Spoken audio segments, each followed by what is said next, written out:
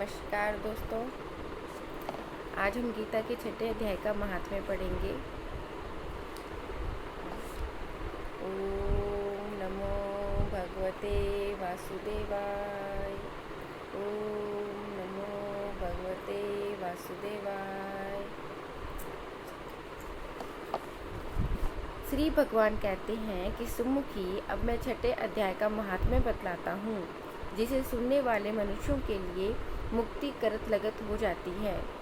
गोदावरी नदी के तट पर पैठन नामक एक विशाल नगर है, जहाँ मैं पिपलेश के नाम से विख्यात होकर रहता हूँ।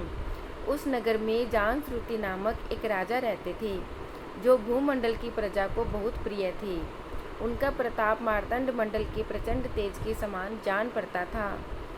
प्रतिदिन होने वाले उनके यज्ञ के धुएं से नंदन वन के कल्प वृक्ष इस प्रकार काले पड़ गए थे, मानो राजा की असाधारण दानशीलता को देखकर वे लज्जित हो गए हों। उनके यज्ञ में प्राप्त पुराडोष के रस स्वादन में सदा आसक्त होने के कारण देवता लोग कभी प्रतिष्ठानपुर को छोड़कर बाहर नहीं जाते थे। उनके दान के समय छोड़े हुए जल की धारा प्रताप रूपी तेज और यज्ञ के धूमों से पुष्ट होकर मेघ हमेशा ठीक समय पर वर्षा करते थे। उस राजा के शासनकाल में इतियों, जो कि खेती में होने वाले 6 प्रकार के उपद्रवों के लिए कहीं थोड़ा सा भी स्थान नहीं मिलता था और अच्छी नीतियों का प्रसार होता था। वे बावली, कुएं और पोखरे खुदवाने के बहाने मानो प्रतिदिन पृथ्वी के भीतर की निधियों का अवलोकन करते थे। एक समय राजा के दान, तप, यज्ञ और प्रजा पालन से संतुष्ट होकर स्वर्ग के देवता उन्हें वर देने के लिए आए। वे कमल नाल के समान उज्ज्वल हंसों का रूप धारण कर अपनी पांखें हिलाते हुए आकाश मार्ग से चलने लगे। बड़ी उतावली के साथ उड़ते हुए वे सभी हंस परस्पर बातचीत भी करते जाते थे। उसमें से भद्रास्व आदि 2-3 हंस वेग से उड़कर आगे निकल गए। तब पीछे वाले हंसों ने आगे जाने वाले हंसों को संबोधित करके कहा कि अरे भाई भद्रास्व, तुम लोग वेग से चलकर आगे क्यों हो गए? यह मार्ग बड़ा ही दुर्गम है, इसमें हम सबको साथ मिलकर चलना चाहिए। क्या तुम्हें दिखाई नहीं देता?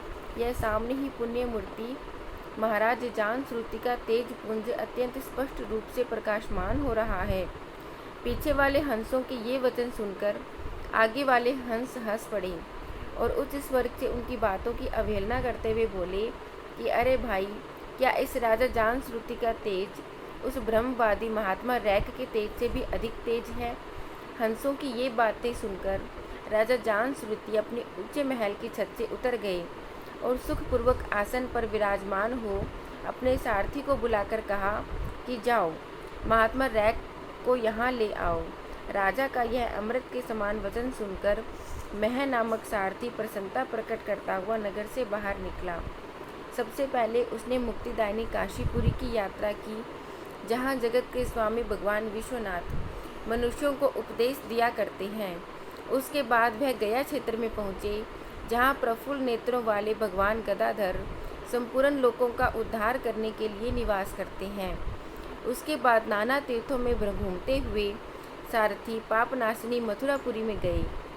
यह भगवान श्री कृष्ण का स्थान है, जो परम महान और मोक्ष प्रदान करने वाला है।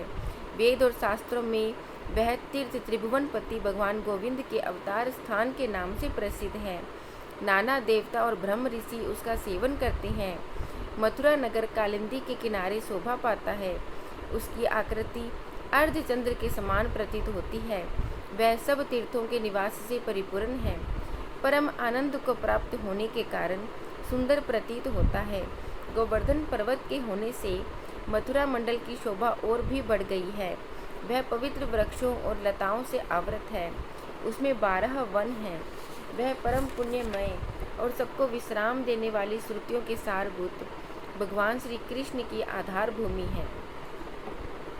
उसके बाद मथुरा से पश्चिम और उत्तर दिशा की ओर बहुत दूर तक जाने पर सारथी को काश्मीर नामक नगर दिखाई दिया, जहाँ शंख के समान उज्ज्वल गगनचुंबी महलों की पंक्तियाँ भगवान शंकर के अट्टहास की भांति शोभा पाती हैं। जहाँ ब्राह्मणों के शास्त्रीय आलाप सुनकर मुख मनुष्य भी सुंदर वाणी में पदों का उच्चारण करते हुए देवता के समान लगते हैं। जहाँ निरंतर होने वाले यज्ञ धूम से व्याप्त होने के कारण आकाश मंडल मेघों से धुलते रहने पर भी अपने कालिमा नहीं छोड़ते। जहाँ उपाध्याय के पास आकर छात्र जन्मकालीन अभ्यास से ही संपूर्ण कलाएं स्वतः ही पढ़ लेते हैं।